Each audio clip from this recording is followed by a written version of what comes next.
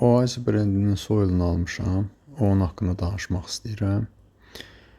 Oasis özü Alman brendi olsa da, soyulublar hamısı Yaponiyada istehsal edirlər. Suyun pH dəyərini 6 ətrafında saxlayır. 0.5 yuxarı aşağı olmaqla fraksiyası 2-4 mm-dir. 9 litrdir, 8,1 kiloqram çəkiyə malikdir. Üst tərəfində xüsusiyyətlər ingilis və alman dilində yazılıb. Akvarium üçün funksional soyul vulkanik kül və Kurobokudo torpağından ibarətdir. Bu tərcümə olunmur.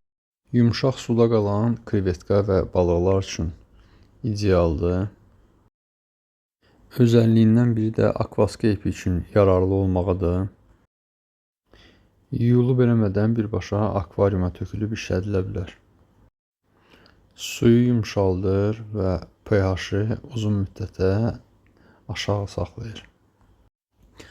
Su kristal təmiz olur və qida maddələri ilə zəngin qalır. Fraksiya ölçülərini uzun müddətə saxlayır.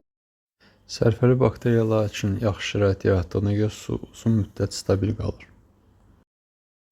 Çevirib baxaq görək arxasında nə yazılıb.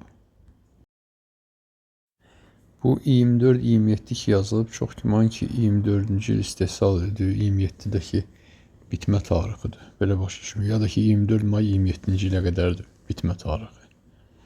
Amma inanmıram ki bitmə tarixini lap belə gününə qədər yazsınlar. Burada ön tərəfində olan sözlər müxtəlif dillərdə görəm yazılıb. Həmçinin Ukrayna və Rus dillər də var burada.